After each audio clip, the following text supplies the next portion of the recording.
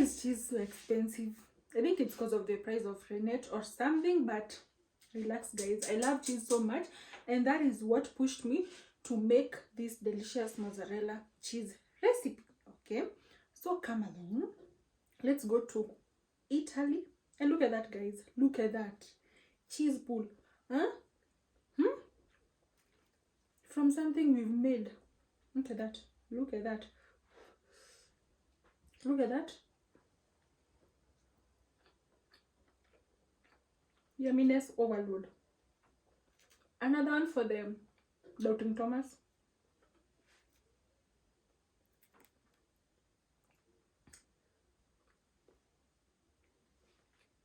Let's go to Italy guys. So the cost of mozzarella in Kenya, it's very, very expensive, and I think it's driven by the fact that rennet is also very, very expensive, and that explains why we don't have rennet in today's recipe. But we will still try and see whether we're going to make cheese, because if I'm to be honest, like, I've always been making like cheese, like, the outcome is always not so good. So the first step is save your unpasteurized milk. I'm sure you can see some particles over there. After that, now we're going to go, so this is like half a liter. Remember, I've told you that I'm not a pro, so I won't risk. So remember, this is unpasteurized milk, so just place it like that. And maybe guys, let me tell you something. On the internet, learning things, I think one might get very, very confused, because person A is going to come and tell you don't boil the milk while you're making cheese, and person B is going to tell you boil the milk. And let me tell you, their outcomes are always good, but if there's a recipe that I've tried a lot of times, and it's not stretchy. This homemade mozzarella is not always stretchy, and I tend to think that maybe if the cheese is not stretchy, it's not cheese enough. Like, it does not play the cheese part. Okay, so I'm just crossing my fingers that this cheese is going to stretch. And also, we don't have a kitchen thermometer, so we're just going to be using a clean pinky. Okay, so just wash your hands, ensure that your pinky is clean, and if you can count 1 to 10, you can make cheese. Okay, so this is where we count 1 to 10.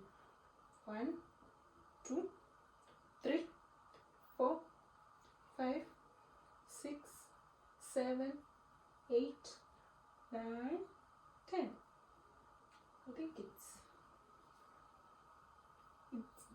I think the milk is no.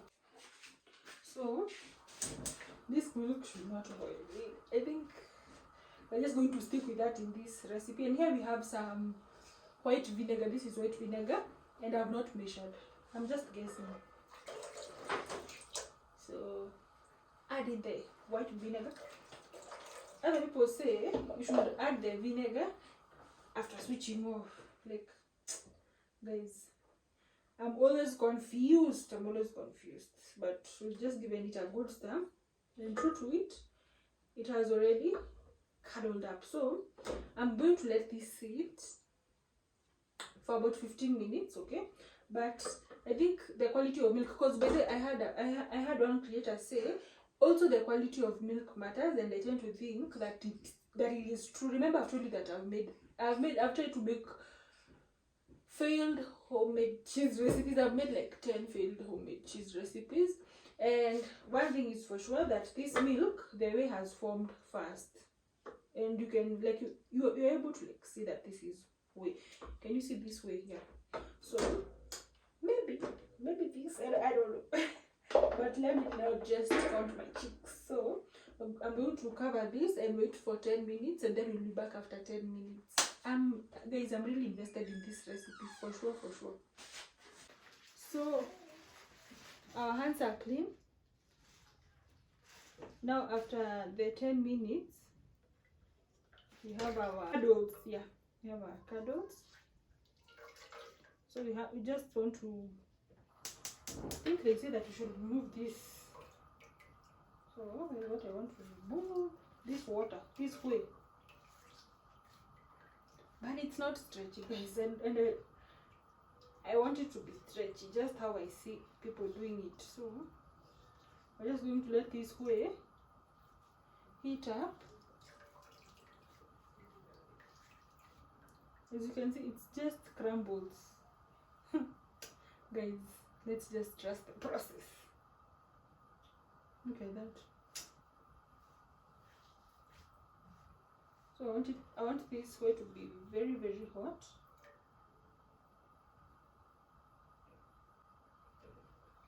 I'm just crossing my fingers, and by the way, guys, I've even made a butter recipe. You can also kindly go and check it out. I've made butter. Made butter from scratch, guys. I think I should use a sieve. Sieve will work best.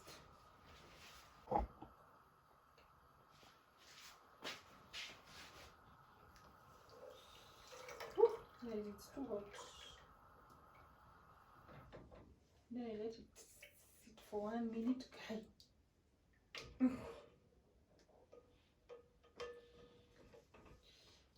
Too hot.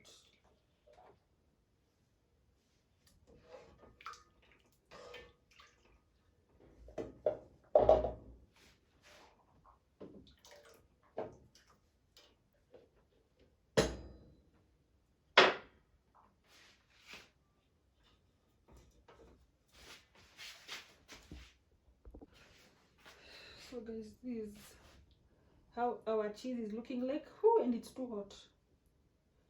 So I'm just trying to like stretch it a bit because it's not as stretchy.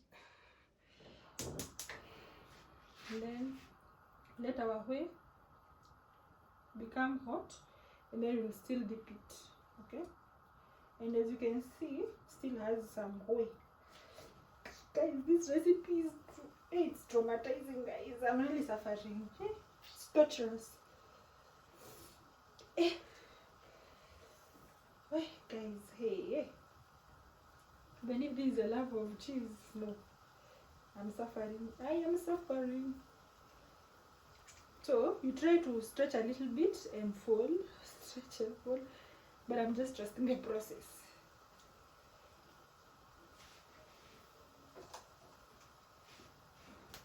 Just take a sieve and just do like this. Let it cook. Let it cook, guys. Let it cook. That is what we want. We want it to cook a little bit. The whey is hot. If baby guys, if this turns out good, hey, I'll be the happiest girl on this world. Yeah, by the way, after you put it in the whey, it's very soft. Whew.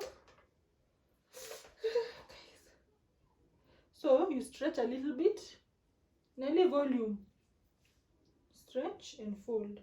Stretch a little bit and fold. So I'm going to stretch and fold for like 5 more times, and then I'll show you the outcome. Guys, look at this. Our cheese is very stretchy and very soft. So I think our cheese is ready. Thank you so much for watching. God bless you, and see you on the next travel.